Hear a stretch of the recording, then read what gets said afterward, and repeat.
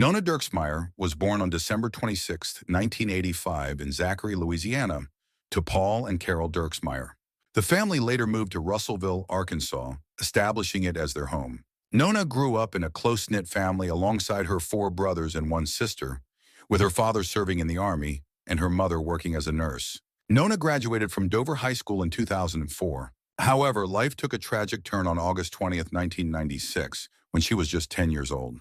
On that day, her father, Paul, passed away, leaving her family in profound sadness. Shortly after his death, while still in high school, Nona confided in her mother about a painful secret she had harbored for years.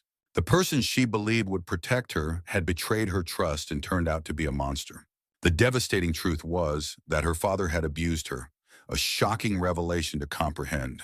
Although Nona escaped this cycle at a young age, the impact of her trauma lingered.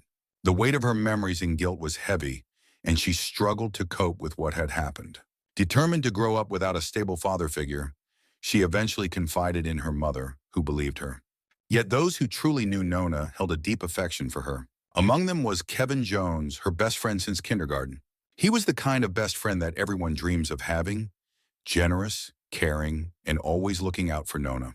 The two grew up together, living in close proximity, which made it nearly impossible for them to be separated. They enjoyed planning events and engaging in various activities simply because they cherished each other's company. Kevin was one of the few individuals aware of Nona's struggles with abuse. He never allowed her to face it alone. Instead, he stood by her side throughout the difficult times. With a wealth of patience, Kevin believed that Nona would ultimately rise above her challenges, despite her occasional toughness. During her bouts of depression, Kevin was always there to support Nona, helping their friendship to blossom over time. As their bond deepened, they eventually grew close enough to start dating, which was a joyous development for both of them. Friends and acquaintances could easily see that Nona and Kevin were truly meant for each other. Encouraged by friends to break out of her shell, Nona participated in local beauty pageants, not only competing, but also winning numerous prizes. Her first competition was the Miss Petigian Valley pageant in 2005. Followed later that year by the Miss Arkansas pageant. Nona chose to channel her mental pain into positive actions, dedicating her time to volunteer work for women who had experienced abuse or violence. She was also deeply religious, singing in the choir at her church and actively participating in the First Christian Church, as well as contributing to the Big Brothers and Big Sisters organization. When it came to her education, both Nona and Kevin attended Arkansas Tech University. Nona decided to major in music education, aspiring to turn her musical talents into a viable career. Nona's journey into adulthood coincided with her college life, which she referred to as her time to fly. In pursuit of independence, she opted to rent an apartment near her university. After the death of her father, Paul, Nona's mother Carol, remarried, providing Nona with a stepfather who, while a significant improvement over her biological father, still enforced strict rules in the household. This included enforcing a curfew and requiring everyone to return home early, which often felt stifling for Nona. Craving the freedom that comes with college life, she was determined to live on her own terms. This desire for independence prompted her to move to her new apartment in Russellville, Arkansas.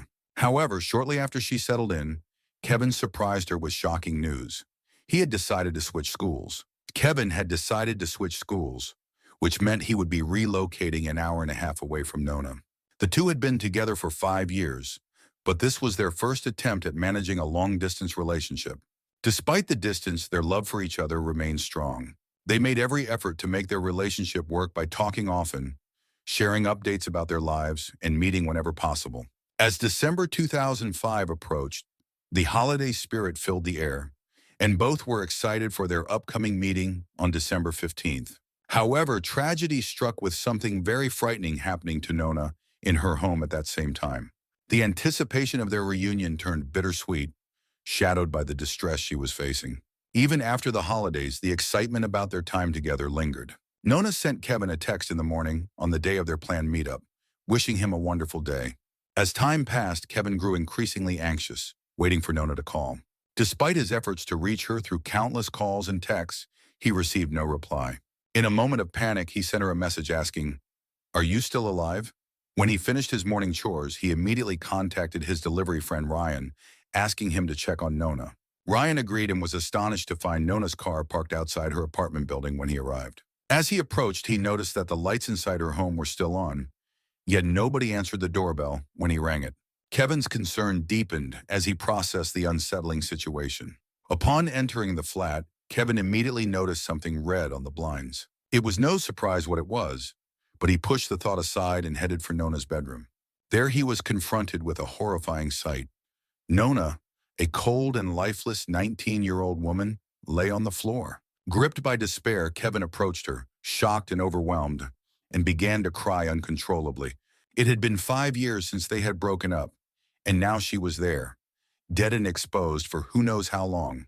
Without hesitation, Janice, Kevin's mother, called the police. Authorities arrived promptly, taping off the house as investigators and emergency services began their work, revealing that Nona had suffered serious injuries.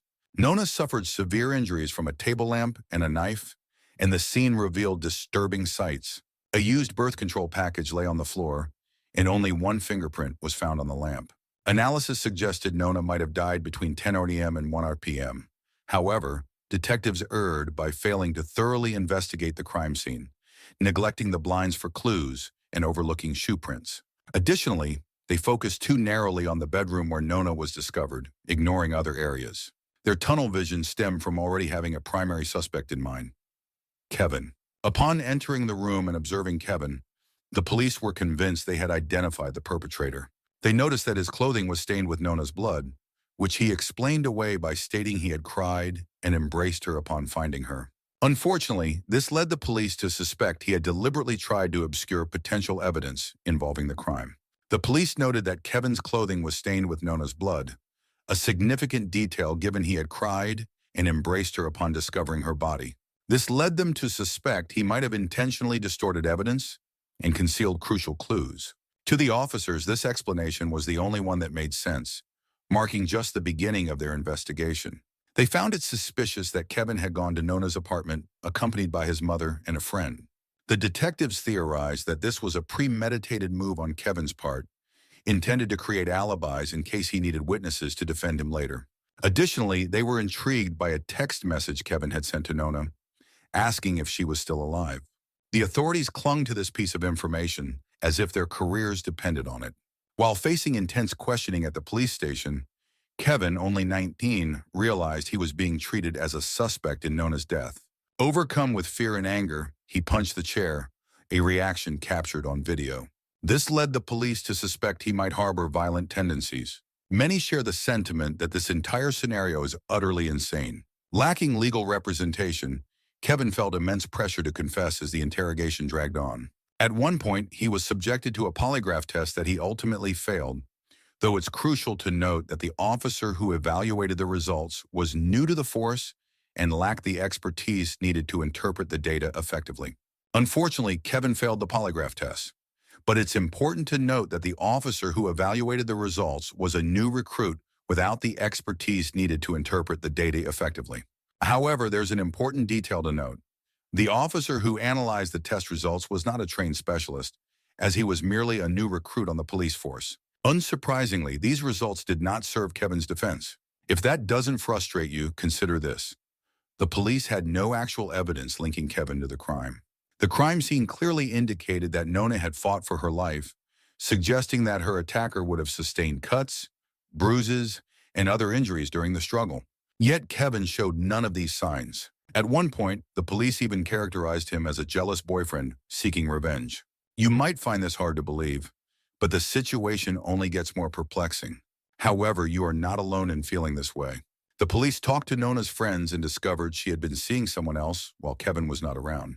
They verified the man's account and found it credible, leading them to believe he was innocent. Nevertheless, the officers continued to consider this a motive for Kevin, believing he confronted Nona and killed her with a baseball bat upon discovering her infidelity. With this information in hand, police pressed Kevin to confess. But how did they approach him? They told Kevin that everyone in his family. It was evident that the police were attempting to shift the blame for Nona's death onto Kevin, with Nona's family convinced of his guilt. This pressure was exacerbated by Kevin being held at the station for an extended period, which deeply troubled him and resulted in him missing Nona's funeral, an event he had a significant role in planning. The situation dragged on for months, and if you thought that was outrageous, it was just the beginning. In March 2006, nearly 3 months after Nona's death, Kevin was arrested and charged with murder. The only piece of evidence against him was a single fingerprint found on the light bulb of the lamp, which the detectives believed was sufficient to establish his guilt in the crime. Kevin did indeed touch the lamp while holding Nona in his arms, which could account for the fingerprint found on the light bulb. However, the critical question remained, was this alone sufficient for the police to convict him of murder? The truth would soon be revealed, but the entire community was aware of the ongoing investigation, and there were concerns that jurors might make a misjudgment based on rumors rather than facts. This apprehension was part of the reason the trial was moved to another location. The defense argued that Kevin was innocent, citing the fact that his phone had been turned off from 10:09 a.m. until 1 p.m., and that his solitary fingerprint was not irrefutable evidence of guilt. To support Kevin's alibi, the defense brought in witnesses who confirmed seeing him at a gas station where they lent him money for food. Among these witnesses was his grandmother, who also recalled seeing him eat lunch between 12:30 and 1 p.m. This timeline was further corroborated by CCTV footage, which indicated that Kevin could not possibly have committed the crime. Witnesses attested to seeing Kevin at a gas station where they lent him money for food, including his grandmother. Additionally, another individual reported seeing him eat lunch between 12:30 p.m. and 1 p.m., a sighting corroborated by CCTV footage. This evidence suggests that Kevin was not near Nona's house at the time of the crime, making it highly unlikely that he could have committed the murder. The defense highlighted flaws in the investigation, emphasizing that while police examined the unknown fingerprints, the analysis revealed no matches in the database. These fingerprints could belong to the actual perpetrator. Furthermore, initial tests failed to detect any DNA on the birth control package, but upon the defense's request for a retest, they uncovered trace amounts of unidentified male DNA that did not match Kevin's. During the investigation, they discovered traces of unidentified male DNA that did not match Kevin. Additionally, an autopsy technician revealed an intriguing detail. Nona's body had been flipped over to face downward. This suggested someone manipulated her body after death. Although it seemed unfathomable, Kevin's trial extended for over a year. Ultimately, the jury concluded that there wasn't sufficient evidence to find him guilty. While Kevin felt relief from the verdict, he was deeply pained by the fact that many people, including law enforcement, still believed he was the perpetrator. It's easy to imagine the turmoil he experienced. Kevin not only discovered his 5-year girlfriend dead, but he also faced the distressing reality of being portrayed as her killer by the police. This insinuation led some individuals to actually believe in his guilt. The police investigation was marred by numerous mistakes and a lack of professionalism, putting them at risk of wrongly convicting an innocent man for Nona's death. Once Kevin was cleared as a suspect, the detectives returned to their desks, now guided by lawyers who advised them on the next steps. They compared the DNA found on the birth control box to that of all the men who had known and interacted with Nona, but the results remained inconclusive until September 2007, when an important breakthrough emerged. A man named Gary Dunn was apprehended for stealing, raising questions about his potential involvement in Nona's attack. The DNA found at the crime scene of Nona matched that of Gary Dunn. Interestingly, Gary lived in the same apartment building as Nona. Initially, Nona even suspected Gary might be involved in her case. However, due to the police's misguided investigation, he was cleared as a suspect. Compounding the situation, Gary had already been charged and found guilty of assaulting another woman. Despite this, the police never considered that he might have an excuse for the attack on Nona, as Gary claimed he was simply shopping with his mom at the time. It's crucial to remember this detail, as it will resurface later in the investigation.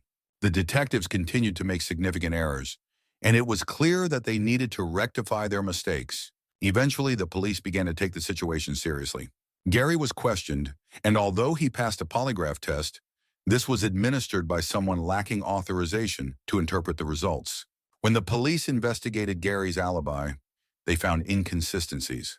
Although he did go shopping with his mother, that outing occurred 2 days prior to Nona's attack. Gary had presented shopping receipts when initially questioned as a suspect in 2005, but the detectives either failed to notice the discrepancy in dates or simply overlooked it. Had the police paid more attention to Gary's alibi, this case could have been resolved years earlier.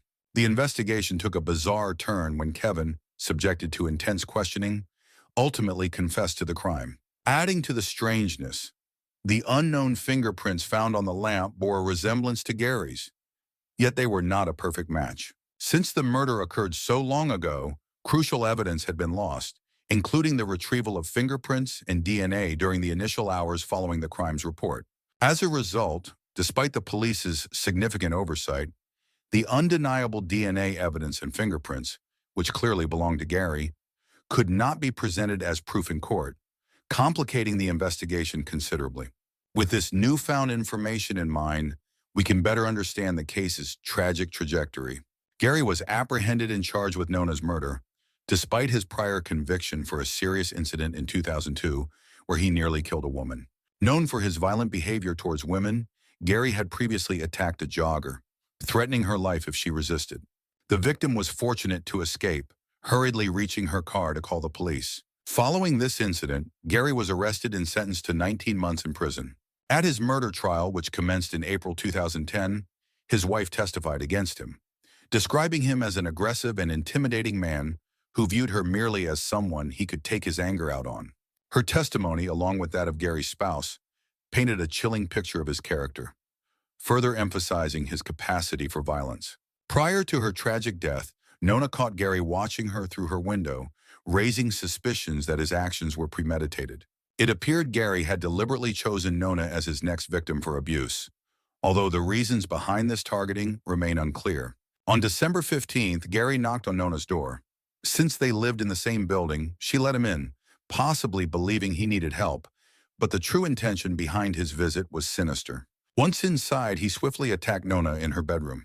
The most bizarre aspect of this entire situation is that Gary's defense team continually shifted the blame onto Kevin, insisting that Kevin had caught Gary's woman cheating.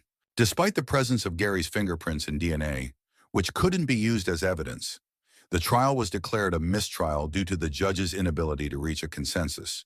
They faced significant confusion, leading to the decision for a new trial.